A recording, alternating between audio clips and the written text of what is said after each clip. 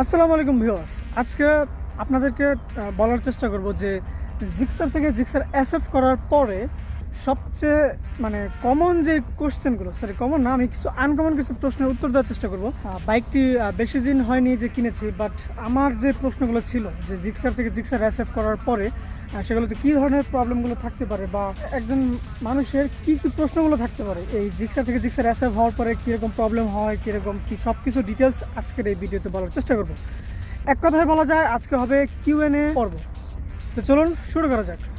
তো শুরুতেই দেখতে পাচ্ছেন হচ্ছে আমার বাইক, এটাকে জিক্সার থেকে জিক্সার এসএফ করা, বাট আমি ওই অবস্থায় কিনেছি, আমার কাছে এসএফ হয়নি, যার কারণে আমার কাছে ভিডিওটি নেই। তো আমি এখন প্রশ্ন পর্ব শুরু করছি। তো শুরুতেই একটা কমন প্রশ্ন, সেটা হচ্ছে বাইকের কিট ফাঁকা থাকে কি না। তো এইখানে এই কিটটা এই জায়গায় ফাঁকার যে বিষয়টা বা এইখানে ওভারঅল যে বিষয়টা, এইটা নিয়ে অনেকের একটা কোশ্চেন থাকে যে এই পাশেটা একরকম থাকে, এই পাশেটা আরেক রকম থাকে বা মিলে না।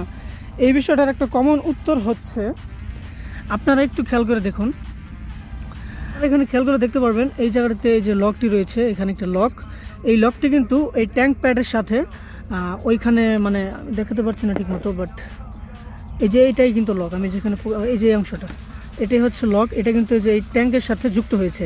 এবং এই নতুন যে এটাকে কি বলে 1-2 পার্ট, এই 1-2 পার্টের সাথে যে লকটি থাকে, এই লকটি কিন্তু এই ট্যাঙ্কের সাথে যুক্ত হয় এবং ওই পাশেরটাও সেম। এবং এই লকটা এইরকম না যে এই পার্টে ছোট হবে ওই পার্টে বড় হবে, এরকম কিন্তু বিষয়টা কখনোই হয় না। যার কারণে এই লকটা ঠিক মতো যদি ট্যাঙ্কের সাথে লাগানো থাকে তাহলে কিন্তু কোনো ফাঁকা থাকার সম্ভাবনা নেই, এটা 100% লেগে যাবে। এবং আরেকটা বিষয় আছে, লকের আরেকটা বিষয় হচ্ছে মাঝখানে একটা ক্লাম রয়েছে, এই ক্লামের সাথেও কিন্তু এই জায়গায় একটা লক রয়েছে, সেই লকটা কিন্তু লেগে যায়। এই ক্লামের সাথেও যদি 1-2 পার্টে যদি সুন্দরভাবে লেগে যায় তাহলে কিন্তু এই জায়গাটিতেও কোনো ফাঁকা থাকবে না। আর তারপর নিচের দিকে যে ফাঁকার বিষয়টা, সেটা হচ্ছে এইখানেও কিন্তু একটা ক্লাম রয়েছে, এটার সাথেও কিন্তু এই প্লাস্টিকটি নাট দ্বারা সংযুক্ত করা হয়। তো এইভাবে যদি 100% ফিটিং করা হয় তাহলে কোনোভাবেই ফাঁকা থাকার সম্ভাবনা নেই। তারপর সেকেন্ড যেই প্রশ্নটা, সেটা হচ্ছে বাইক লাগানোর সময় আমরা জানি যে এখানে চেচিজে একটা ঝালাই দিতে হয়, তো এই বরাবর এই যে বিষয়টা এইটা বাঁকা থাকে কিনা। দেখা গেছে যে এই সামনে থেকে যদি দেখি হেডলাইটটা যদি একটু বাঁকা থাকে বা একটু উপরের দিকে উঠে থাকে, তো এই বিষয়গুলো টোটালি নিশ্চিত হয় আপনার এই ক্লামগুলোর মাধ্যমেই। যখন এই জায়গাতে 100% ফিটিং, এই জায়গাতে 100% ফিটিং এবং টোটালি সেটটা 100% ফিটিং, এবং এই ফিটিংটা টোটালি এসে এই ট্যাঙ্কের যেই পয়েন্টে লাগার কথা সেখানে লেগেছে এবং ক্লামের যেখানে লাগার কথা সেখানে লেগেছে এবং নিচের ক্লামের সাথে লেগেছে, তাহলে কিন্তু কোনো জায়গায় কোনো গ্যাপ থাকার সম্ভাবনা নেই। আপনি বলবেন যে একটু বাঁকাতেরা থাকবে, বাঁকাতেরা থাকার সম্ভাবনা নেই, কারণ হচ্ছে এই জায়গাটা আপনাকে সাপোর্ট দেবে। আর যারা বাঁকাতেরা করে লাগায় তাদের এই ফিটিংসগুলো কিন্তু ঠিক থাকে না, তখন এই জায়গায় ফাঁকা হয়ে যায় এবং মাথা তো বাঁকা থাকেই। যার কারণে এই বিষয়গুলো ক্লামের বিষয়গুলোকে নজর দিয়ে তারপরে কিন্তু এই চেসিসটা ঝালাই দিতে হয়। তো এই বিষয়টা হয়তো বা যারা এক্সপার্ট তারাই এইভাবে করতে পারে, আর নন এক্সপার্টরা তো এটা বুঝবে না, যার কারণে তারা মাথা বাঁকা করতে পারে। বাট আমারটা কোনো রকম মাথা বাঁকা নেই, কারণ 100% ফিটেড। তারপরে যে কোশ্চেনটা অনেকে করে সেটা হচ্ছে যে কিট আওয়াজ করে কিনা। তো এই এগুলা আওয়াজ করে কিনা, এটা আসলে 100% ফিটিং থাকলে কোনো রকম আওয়াজ করার কোনো সম্ভাবনা নেই। যেমন এখানে দেখতে পাচ্ছেন সব মজবুত, একদম মজবুত, এখানে আওয়াজ করার কি আছে, এখানে তো কোনোই নেই। আর আরেকটা বিষয়, এই যে ক্লামগুলো যে রয়েছে এগুলোর মাথায় কিন্তু একটা রাবারের মতো একটা গ্যাসকেট থাকে। আমি আপনাদেরকে যদি বলি, এই যে এইখানে দেখতে পাচ্ছেন এখানে যেমন এই যে রাবার রয়েছে না, এরকম একটা রাবার কিন্তু প্রতিটা ক্লামের গোড়ায় থাকে। তো এবং এই যে আমাদের হেডের যে লোহার একটা পার্ট থাকে, সেই পার্টেও কিন্তু রাবারের কিন্তু ছোট ছোট ওয়াশার থাকে, বা কি বলে এরকম গোল ওয়াশার মাঝখানে ছিদ্র থাকে, ওই জায়গায় কিন্তু ক্লামগুলো গ্যাপে গ্যাপে লেগে যায়, যার কারণে কোনো রকম শব্দ হওয়ার সম্ভাবনা নেই। তবে ঝাঁকিতে যদি এইরকম হয় যে এই মেইন যে এই চেসিসটা, মেইন যে পার্টটা, লোহার যে পার্টটা, এই পার্টটা যদি নড়ে যায় তাহলে তো সমস্যা। যার কারণে এই গোড়ার যে দুইটা নাট রয়েছে, এই লোহাটা বডির সাথে লাগানোর যে দুইটা নাট রয়েছে, সেটাকে ভালোভাবে অবশ্যই টাইট দিতে হবে। তারপরে একটা ইম্পর্টেন্ট কোশ্চেন, যেহেতু এটা আগে থাকে নেকেড স্পোর্টস, তারপরে কিটগুলো লাগে এবং এর ফলে কি ইঞ্জিনের কুলিং কোনোভাবে কমে যায় কিনা, আপনার হচ্ছে ইঞ্জিনে কোনোভাবে বাতাস প্রবেশে বিঘ্ন ঘটে কিনা। তো আপনারা এখানে একটু দেখতে পাচ্ছেন সামনের দিকে কিন্তু পুরোটাই ফাঁকা, আর এইখানে এই যেটাকে বলে সিঁড়ি বলে, এই সিঁড়ি দেওয়ার কারণে কিন্তু বাতাসগুলো দেখতে পাচ্ছেন এটা একটু সমান, বাতাসগুলো কিন্তু সুন্দরভাবে ইঞ্জিনের ভিতর প্রবেশ করে। এবং আরেকটা বিষয় হচ্ছে আরেকটা বিষয় হচ্ছে এইখানে একটা পার্ট রয়েছে যে ভিতরে দেখতে পাচ্ছেন, এই পার্টটা থাকার কারণে কিন্তু বাতাসটা যখন এই দিক দিয়ে প্রবেশ করে তখন কিন্তু এই জায়গায় বাড়ি খেয়ে এটা মুভ করে ইঞ্জিনের দিকে যায়, বরঞ্চ বলা যায় যে আগের থেকে কুলিংটা আরও বেটার হয়। এখানে কুলিং কমার কোনো প্রশ্নই আসে না। আর উপরের দিকে তো অংশটা লাগে, তো এই দিকে তো বাতাস কোনো প্রয়োজন নাই, বাতাসটা তো এই দিক দিয়ে মূলত যায়। আর এই দিক দিয়ে বাতাস প্রবেশ করার জন্য সম্পূর্ণ ভালোভাবেই সিস্টেম করা রয়েছে। আর তারপর একটা কমন প্রশ্ন যেটা অন্যান্য ইউটিউবার ভাইরাও বলেছে বা সবসময়ই বলে, সেটা হচ্ছে যে ক্লামটা আপনার বডির সাথে লাগানোর জন্য একটা ঝালাই দিতে হয়, এই ঝালাইয়ের সময় চেসিসে কোনো ক্ষতি হয় কিনা। তো এটা সিম্পল একটা বিষয়। এই হোন্ডার যে চেসিসটা রয়েছে সেটাও তো লোহার সাথে লোহা ঝালাই দিলে কোনো সমস্যা হবে না। তবে সমস্যার একটা প্রধান একটা থাকে, একটা রিস্ক থাকে, সেটা হচ্ছে যে নাম্বারটা, চেসিস নাম্বারটা আপনারা দেখতে পাচ্ছেন ওইখানে কিন্তু নাম্বারটা দেখা যাচ্ছে। তো নাম্বারটা কিন্তু কোনো প্রবলেম হয় না আসলে যারা বুঝে। তারপরের প্রশ্নটা অনেক ইম্পর্ট্যান্ট একটা প্রশ্ন এবং গুরুত্বপূর্ণ, সেটা হচ্ছে যে নিচে বেজে যায় কিনা বা এটা বাজবে না কেন। দেখেন তো, মানে এটার গ্রাউন্ড ক্লিয়ারেন্সটা কিন্তু অনেক নিচে, আপনারা একটু দেখেন, এবং এই প্লাস্টিকটা কিন্তু অনেকটা নিচে, প্রায় বলা যায় ইঞ্জিনটা হচ্ছে এই বরাবর আর প্লাস্টিকটা এতটুকু নিচে। এতে কিন্তু গ্রাউন্ড ক্লিয়ারেন্স অনেক কমে যায় এবং বাংলাদেশে অনেক স্পিড ব্রেকার রয়েছে যেগুলোর সাথে কিন্তু এটা বেজেও যায়, এরকম অনেক হয়েছে আমার সাথে। তারপর একটা অনেক সুন্দর একটা প্রশ্ন, যে এটা যে জিক্সার ছিল আগে সেটা কি বোঝার কোনো উপায় আছে? তো এটা অনেক সুন্দর একটা প্রশ্ন, কারণ হচ্ছে এত কষ্ট করে, মানে জিক্সার আসলে তো একটা দামি বাইক জিক্সারের থেকে, তো এত কষ্ট করে এত টাকা নষ্ট করে একটা জিনিস লাগাবেন, তারপরেও যদি বোঝাই যায় যে এটা জিক্সার, তাহলে তো খারাপ, তাই না? তো বোঝার একটাই উপায়, সেটা হচ্ছে এই কভারটা। এই কভারটা আমারটা দেখতে পাচ্ছেন, এটা কিন্তু এসএফের কভারই লাগানো। জিক্সারের কভারটা একটা অন্যরকম, এই সাইলেন্সের কভারটা আপনারা খেয়াল করে দেখবেন। তো এইটা আলাদা কিনতে পাওয়া যায়, এইটা যদি লাগিয়ে দেন তাহলে কেউই বাহির থেকে ভুলেও বুঝতে পারবে না যে এটা জিক্সার নাকি জিক্সার এসএফ, বা এটা যে জিক্সার ছিল কেউ বুঝতে পারবে না। আর বোঝার উপায় থাকে একটাই, সেটা হচ্ছে এই চেসিসে এসে যদি কেউ ঝালাইটা চেক করে তাহলে বুঝতে পারবে যে হ্যাঁ এটা ছিল আগে জিক্সার। আর একটা প্রশ্ন হচ্ছে, যেহেতু আমি কিট লাগালাম, বডি কিট লাগানোর পরে কি বাম্পার লাগানো যাবে? তো এই পাশ দিয়ে কিন্তু ইজিলি বাম্পার লাগানো যায়। আমারটা লাগানো ছিল বাট আমি খুলে ফেলেছি। বাট এই যে দেখতে পাচ্ছেন, এইটা কিন্তু হচ্ছে মেইন যে চেসিসের এইটা অংশটা, এখানে কিন্তু বাম্পার লাগানো যায়, এই পাশ থেকে ওই পাশ খুব ইজিলি লাগানো যায়। এবং বাম্পার লাগালে দেখা গিয়েছে কি, বাইকটি যদি পড়ে যায় তখন বাম্পারের চাপে কিন্তু এই প্লাস্টিকের চাপ লাগে, তখন অনেক সময় এই প্লাস্টিকের যে ক্লামগুলো রয়েছে সেগুলো কিন্তু ভেঙে যায়। যার কারণে আমি বাম্পারটি খুলে রেখেছি। আমার আগের কিটটা মানে বাম্পার বাঁকা হয়ে এইটাকে বাঁকা করে দিয়েছিল এবং ক্লামগুলো সবগুলো ভেঙে গিয়েছিল। তো প্রচণ্ড রোদের কারণে পজিশনটা চেঞ্জ করতে হলো। যাই হোক, তো এখন হচ্ছে বাইকটি জিক্সার অবস্থায় চালানোর সময় যেরকম টপ স্পিড পাওয়া গিয়েছে, এখন এই কিটটি লাগানোর পর কি টপ স্পিড কমে যাবে কিনা, এইটা একটা প্রশ্ন থাকে। তো টপ স্পিড অবশ্যই কমে যাবে, 1, 2 বা 3 যাই হোক এরকম হলেও কমবে।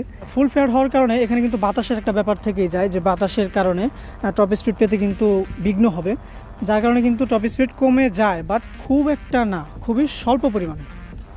তারপরে আরেকটা প্রশ্ন, যে টুকটাক রাইডিংয়ে আপনার গতি 10-20 বা আপনি একটু স্পিডে রাইড করছেন, আপনার গাড়িটি মানে ভার মনে হয় কিনা। যেহেতু এখানে একটা লোহার ক্লাম লাগে, অনেকগুলো প্লাস্টিক লাগে, এটা বিশাল একটা ওজন রয়েছে, যার কারণে কি গাড়িটি একটু ভার চলে কিনা। তো অবশ্যই এটা একটু ভার চলে, বাট ওটা আপনি বুঝতে পারবেন না যে ভার চলতেছে নাকি। তবে দেখা গিয়েছে অনেক আছে না যে রাইডিং করার সময় অ্যাক্সেলেটার দিয়ে বা হুট করে চাক্কাটা উঁচা করে ফেলে, তো এইগুলো মনে হয় একটু ভার মনে হবে ওই রকমভাবে চালালে, মানে পিক আপ দিয়ে যে চাকা উঁচু করে ফেলে না, এইরকমভাবে চালাতে একটু ভারবার মনে হবে আর কি, ঠিক আছে। তারপরে যেই প্রশ্নটা, সেটা হচ্ছে যে এই রকম করার ফলে, মানে জিক্সার থেকে জিক্সার এসএফ করার ফলে পুলিশ কোনো প্রবলেম করে কিনা, এটার উত্তরও অনেক ইউটিউবার ভাইরা দিয়েছে যে এটা প্রবলেম হয় না আসলে, ঠিক আছে। ওরা বুঝতে পারে না যে এটা জিক্সার না এসএফ, আর এটা ওদের দেখার কোনো বিষয় না। ওরা দেখবে হচ্ছে কার্ডের সাথে, ওরা তার গাড়ি কখনো ওজন করে দেখে না। ওজন করে দেখলে হয়তো বা একটা 19-20 থেকে যায় যে বাইকের ওজন এত কাগজে দেওয়া, আপনার বাস্তবে ওজন এত বেশি কেন, বাট এইরকমভাবে ওরা তো চেক করে না, তো যার কারণে পুলিশের কোনো প্রবলেম হয় না। আপনারা কিন্তু জেনে থাকেন যে জিক্সারের ওজনের থেকে জিক্সার এসএফের ওজন কিন্তু একটু বেশি, এবং সেটা কিন্তু কাগজে উল্লেখ থাকে, যার কারণে ওজন করার মাধ্যমে কিন্তু এটা আইডেন্টিফাই করা যায় যে হ্যাঁ কাগজের সাথে একটু 19-20 রয়েছে, এছাড়া আর কোনো ভেদাভেদ নেই। তারপরে যে প্রশ্নটি, সেটা হচ্ছে রাইডিংয়ে কোনো রকম প্রবলেম হয় কি না। রাইডিংয়ে অবশ্যই প্রবলেম হয়, যেমন আপনি জিক্সার দিয়ে যে এরকমভাবে চাপা দিয়ে কাটিয়ে বেরিয়ে আসতে পারবেন, এটাতে সেরকমভাবে পারবেন না, কারণ আপনারই গায়ে লাগবে। যদি এই জায়গায় লেগে যায় তাহলে আপনারই কিন্তু টাকা গুনতে হবে। আর আরেকটা বিষয় হচ্ছে যে ভাঙাচোরা রাস্তাটা আপনি ভুলেও জোরে চালাতে পারবেন না, কারণ হচ্ছে আপনার এই ছোটো ছোটো পাথরের টুকরা হয়ে থাকে, তাহলে এই চাকার সাথে পাথরের টুকরা বাড়ি খেয়ে বা ইটের একটা কোনা যদি লাগে অনেক সময় এরকম ঘুরে এসে এই প্লাস্টিকে লাগে, এই অংশটা কিন্তু খুবই মানে দাগ জমে যায় এই সব ইটা পাটকেলের আঘাতের কারণে। তো এটা কিন্তু একটা বিষয়, রাইডিং একটু সেফলি চালাতে হবে এবং আপনাকে মানে রাজার হালতে চালাতে হবে। যেমন আপনি খুব রাফ রাইড করবেন না, আপনি চলবেন সফটলি, আপনি জাস্ট আস্তে আস্তে যাবেন, আপনাকে সবাই চেয়ে চেয়ে দেখবে এইরকম। তারপরের প্রশ্নটি হচ্ছে লুকিং গ্লাসে ভিউ কেমন। তো আমারটা হচ্ছে মানে যেহেতু জিক্সারে এই জায়গায় লুকিং গ্লাস থাকে, তো জিক্সার এসএফের অরিজিনাল যে লুকিং গ্লাসটি থাকে এটা কিন্তু অরিজিনাল না, এটা হচ্ছে পালসার 220-র। তো অরিজিনাল যে লুকিং গ্লাসটি থাকে সেটার ভিউ কিন্তু অনেক সুন্দর, এটার থেকে অনেক ভালো। বাট এইটা একটু ওই এসএফের থেকে এটাতে একটু ভিউ কম, বাট এটাও ভালো। আর এসএফের যে ভিউটা রয়েছে সেটা কিন্তু অবশ্যই অনেক ভালো, জিক্সারের থেকে জিক্সার এসএফের লুকিং গ্লাসের ভিউটা অবশ্যই অনেক ভালো। তারপরের প্রশ্নটি হচ্ছে মাইলেজ কম দেয় কিনা। তো মাইলেজের বিষয়টা হচ্ছে এটা তো জানেনই, মানে ইঞ্জিনের যেসব কার্বোরেটর বা ইঞ্জিনের যেসব কারণে মাইলেজ কম দেয় সেটা টপিক বাদে জিক্সার থেকে জিক্সার এসএফ করার ফলে মাইলেজটা একটু কম দেয়। কারণ হচ্ছে এটা হচ্ছে একটু ওজন বেড়ে যায়, তারপর হচ্ছে বাতাসের একটা ধাক্কা রয়েছে যার কারণে স্পিডটা দ্রুত রিডিউস হয়ে যায়। তো এই সকল মিলিয়ে মাইলেজটা কিন্তু একটু কম পেতে পারেন, যদিও এটা আসলে আপনি হয়তো বা বুঝতে পারবেন না সাধারণ রাইডিংয়ে, কিন্তু একটু কম দেয়, এটা আমার কাছে মনে হয়েছে। আরেকটা কথা হচ্ছে হাইওয়েতে বাতাসের ধাক্কা কেমন, এটা কিন্তু একদম ইউনিক একটা প্রশ্ন। আর এটা কেমন প্রশ্ন যে সামনে থেকে ধাক্কা, এটা কিন্তু বোঝাচ্ছে না। এটা হচ্ছে আপনি যখন একটা আপনার পাশ দিয়ে একটা অ্যানা বা হানিফ বাস যখন অতিক্রম করবে তখন আপনি একটা কিন্তু ধাক্কা ফিল হয় বাতাসের। তো এই বাইকে কিন্তু সেটা অনেক বেশি ফিল হয়, কারণ এখানে সারফেসটা অনেক বড়, ঠিক আছে। জিক্সার থাকলে তো জাস্ট এইটুকু থাকে আর সামনে ছোটো একটা মাথা থাকে, বাট এখানে সারফেসটা বড় থাকায় বাতাসের একটা ধাক্কা কিন্তু আপনি পাবেন। যখন আপনার পাশ দিয়ে বাস বা গাড়ি ছৌ করে চলে যাবে তখন কিন্তু এটাতে একটা ধাক্কা ফিল পাবেন, এবং সেটা জিক্সারের থেকে একটু বেশি, এই আর কি। তারপরে একটা কমন প্রশ্ন যে আমি অনেকদিন ধরে আমার এই জিক্সার বাইকটি চালিয়েছি, তারপর এসএফ করেছি। তো এসএফের কিটটা হচ্ছে নতুন আর এটা হচ্ছে পুরান, কালার অ্যাডজাস্টের বিষয়টা। তো এখানে আপনারা দেখতে পাচ্ছেন কালার অ্যাডজাস্টে একটু প্রবলেম রয়েছে, বাট এইটাকে কিট পলিশ করালে তখন কিন্তু অনেকটা সেম হয়ে যায়, বাট তারপরেও একটু ফ্যাকাশে থেকেই যায়। আর তাছাড়াও এই পার্টগুলো কিন্তু একটু দ্রুত ডিসকালার হয়। চেষ্টা করবেন বাইকটা ফ্রেশ থাকা অবস্থাতেই এটার কনভারসেশনটা কমপ্লিট করা।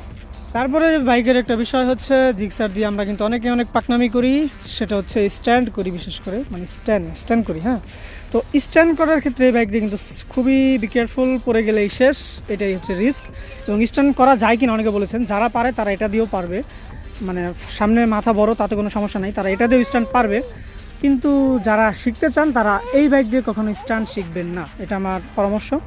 বাকিটা আপনাদের পকেটে টাকা থাকলে করবেন, কোনো সমস্যা নেই।